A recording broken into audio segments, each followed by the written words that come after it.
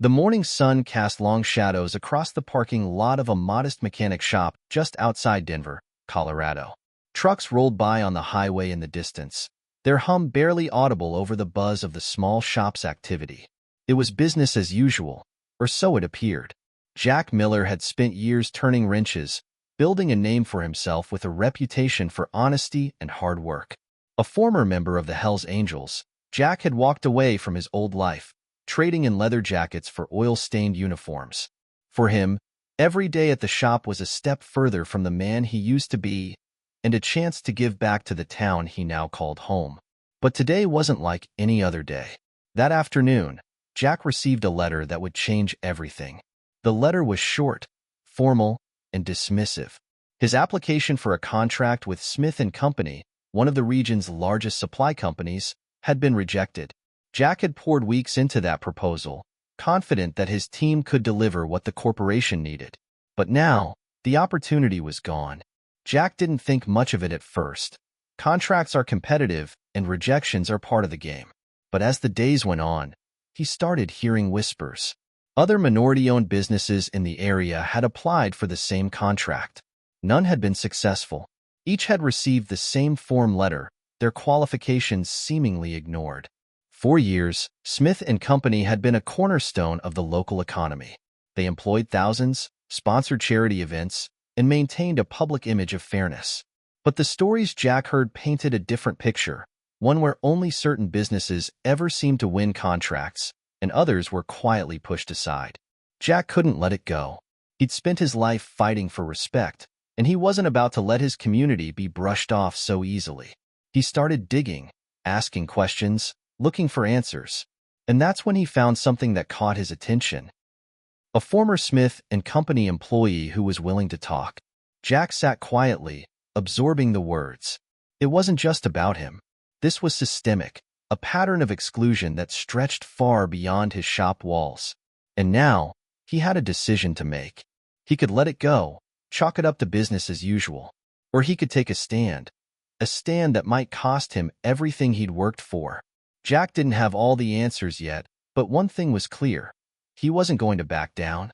What happened next would not only shake the foundations of Smith & Company, but also spark a movement that no one saw coming. If you're as fired up as Jack, don't forget to hit that subscribe button. This story is just getting started, and you won't want to miss what's next. Jack wasn't the kind of man to make empty promises. If he said he was going to do something, he'd see it through. The next morning, he sat at his desk, staring at the papers spread out before him. Contracts, rejection letters, and notes he'd scribbled during conversations with other business owners. Each piece told a story, and together, they painted a damning picture. The evidence was circumstantial, just fragments of conversations and vague rejections. But it was enough to confirm what Jack already suspected. Smith & Company wasn't rejecting minority-owned businesses because of qualifications. They were doing it because they could, and no one had challenged them. Jack started making calls. Some were to lawyers, asking what it would take to file a formal complaint. Others were to journalists, trying to gauge interest in exposing the corporation's practices. Most of his calls went unanswered, and the few who picked up offered little encouragement. "It's a big company," one lawyer told him. "You're one guy. You won't even scratch the surface." But Jack didn't see himself as just one guy. He saw himself as part of something bigger, a community that had been ignored and dismissed for far too long. And if no one else would stand up, he would. Word spread quickly. Within days, Jack found himself at the center of a growing network of small business owners who had faced the same treatment. There was Angela, who ran a successful catering business but had been told her style didn't align with Smith & Company's brand. Then there was Luis, a contractor with years of experience, whose bid was mysteriously undercut by a less qualified firm. Each story added fuel to the fire, and Jack was determined to keep it burning. Then, out of the blue, Jack received a call. The voice on the other end was hesitant but clear. It was a former Smith & Company employee, someone who claimed to have inside information. They agreed to meet at a diner on the edge of town, away from prying eyes. The diner was nearly empty when Jack arrived. He slid into a booth, his coffee steaming in front of him as he waited. A few minutes later, a man in his early 30s approached. He looked nervous, glancing over his shoulder before sitting down. "My name's Eric," he said. "I used to work in procurement at Smith & Company." Eric didn't waste time with small talk. He pulled out a folder and set it on the table. Inside were emails, hundreds of them, between Smith & Company's executives. The language was blunt, unapologetic. Phrases like, "We're not taking any risks with non-traditional vendors," and "stick with what we know works," left little room for interpretation. Jack flipped through the pages, his jaw tightening with each one. This wasn't just discrimination, it was policy. Eric explained that these directives came straight from the top. The company wanted to maintain a specific image, and minority-owned businesses didn't fit the mold. Jack left the diner with the folder tucked under his arm and a new sense of purpose. This wasn't just about one rejected contract anymore. This was about accountability, about shining a light on the practices that had been hidden in the shadows for far too long. But Smith & Company wasn't going to make it easy. When Jack started reaching out to local media outlets, they received carefully worded statements denying any wrongdoing. "We value diversity and inclusion," the company insisted. "Our procurement process is rigorous and fair." Still, the community wasn't buying it. More and more business owners came forward with stories of their own, and Jack began organizing meetings at the local community center. What started as a handful of frustrated entrepreneurs quickly grew into a standing-room-only event. People shared their stories, their frustrations, and their determination to fight back. But Jack wasn't just relying on public pressure. He knew that real change would require more than just angry speeches and shared experiences.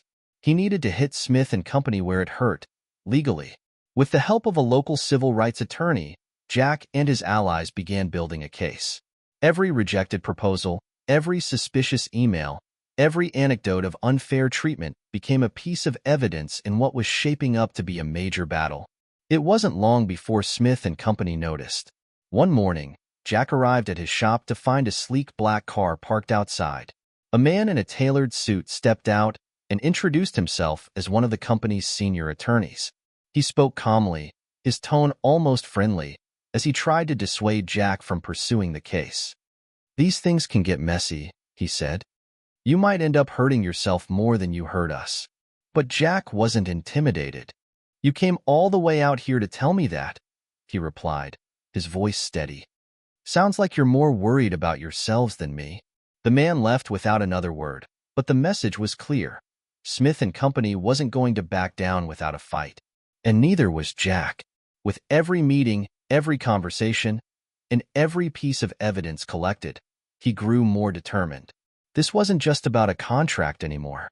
It was about justice. For himself, for his community, and for everyone who had been told they didn't belong. The fight was just beginning, and Jack was ready for whatever came next. Jack knew that standing up to a corporation as powerful as Smith & Company wasn't something he could do alone. The lawsuit was in motion, the community was rallying, but the stakes were climbing by the day. Every phone call, every meeting felt like a small step toward a mountain that still seemed impossible to scale. And then, an idea struck him. It wasn't just his fight. It never had been. Jack had spent years learning the value of loyalty and brotherhood, lessons etched into him during his time with the Hells Angels. Now, he realized those lessons could make all the difference. It started with a single phone call, one Jack wasn't sure he'd ever make. On the other end was Vince, a name Jack hadn't spoken in years. Vince had been one of Jack's closest brothers in the Hells Angels, someone who knew Jack before the mechanic shop, before the reformed life. When Vince picked up, the first thing he said was, "Took you long enough to call." Jack explained the situation, laying it all out. He didn't sugarcoat anything. He needed help. Not the kind of help that made headlines for the wrong reasons, but the kind that could amplify a message, turn a local issue into a national one. Vince didn't hesitate. "Say the word, and we'll be there," he said. It started small. A handful of Jack's old brothers began showing up at community meetings, their presence impossible to ignore. These weren't the wild, reckless bikers people imagined. They were organized, disciplined, and, most importantly, loyal. They listened to the stories, the frustrations, the pain. And then, they got to work. Word spread quickly. Within weeks, the Hells Angels were using their extensive network to draw attention to Smith and Company's practices.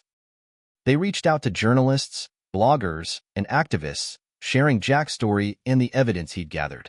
What had started as a local dispute was now gaining national traction. But it wasn't just the media attention that made the difference. The Hells Angels brought a level of visibility that Smith and Company couldn't ignore. Every time the company held a public event, they were there, standing quietly in the background, a silent reminder that the fight wasn't going away. One particularly powerful moment came during a Smith and Company shareholder meeting. A group of Jack's allies, including Vince and several other Hells Angels members, entered the building, filing into the back rows. They didn't say a word, but their presence was impossible to ignore. Jack himself stood outside, speaking to reporters, sharing the stories of the business owners Smith and Company had pushed aside. For Jack, the turning point wasn't just about media coverage or public pressure. It was about momentum. The community was no longer just supporting him. They were standing beside him. Angela and Luis, who had once felt helpless against the system, were now co-organizers, leading rallies and speaking out at town hall meetings. Each voice added strength to the movement, and each day brought new allies. Meanwhile, Smith and Company was scrambling.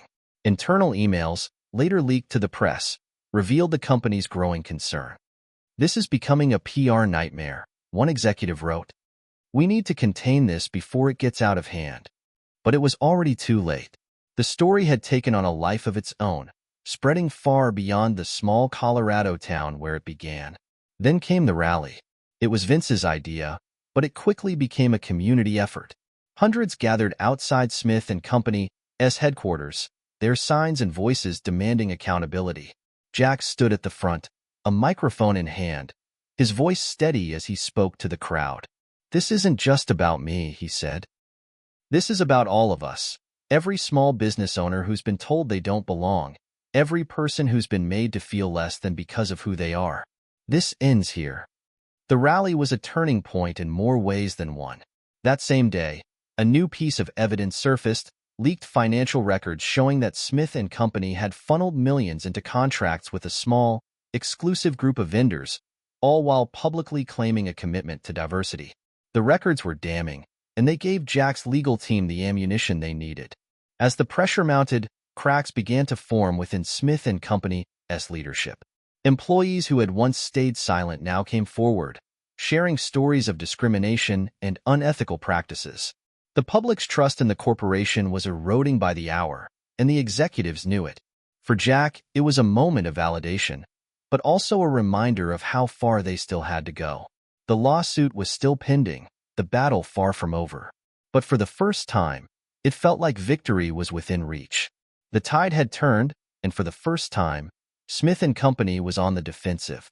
But the fight wasn't over, not yet. With Smith and Company on the defensive, Jack and his allies knew the time had come to strike hard. The evidence was piling up, the community was galvanized, and the media frenzy showed no signs of slowing. But Jack also knew that corporations as large as Smith and Company rarely fall without a fight. They had resources, influence, and a legal team ready to drag this battle out for years if necessary. The first major confrontation came in the courtroom. Jack and his lawyer, Karen Wright, entered the courthouse surrounded by reporters and supporters.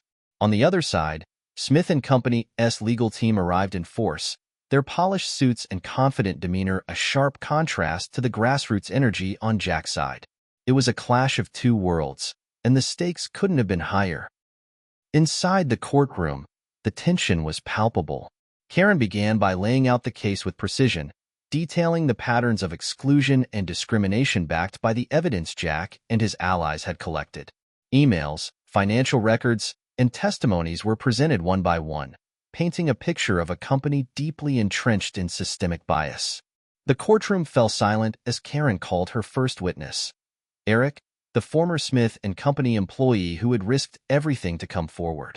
Eric took a deep breath before beginning his testimony, his voice steady but firm as he described the inner workings of the procurement department. He recounted the directives from top executives, the unspoken rules about which businesses to prioritize, and the overtly racist remarks he had overheard in meetings. It wasn't just negligence, Eric said. It was deliberate. Smith and Company's lawyers tried to undermine Eric's credibility, questioning his motives and suggesting that his testimony was influenced by personal grievances. But Karen was ready. She countered with the leaked emails and financial records, each one corroborating Eric's claims. It was a masterful display of strategy, and it left Smith and Company's legal team visibly shaken. As the trial continued, more witnesses took the stand.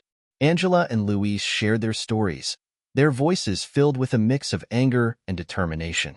They spoke not just for themselves, but for countless others who had faced similar injustices. Each testimony added weight to the case, making it harder for Smith and Company to dismiss the allegations. Then came the surprise witness. Karen had managed to secure testimony from a high-ranking Smith and Company executive, a whistleblower who had chosen to break their silence.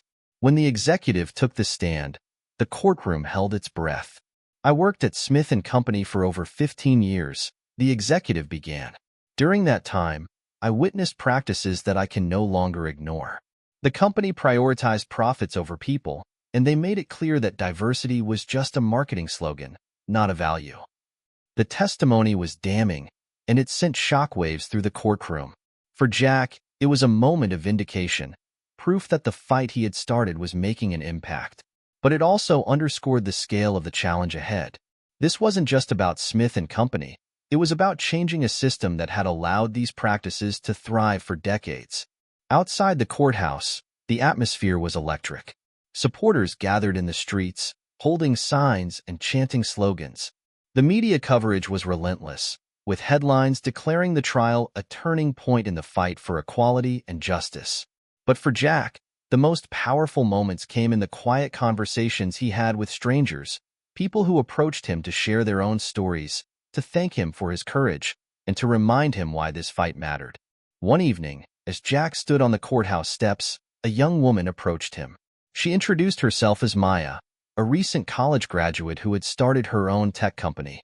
Maya told Jack that she had been rejected by Smith and Company just months earlier, despite meeting all their criteria.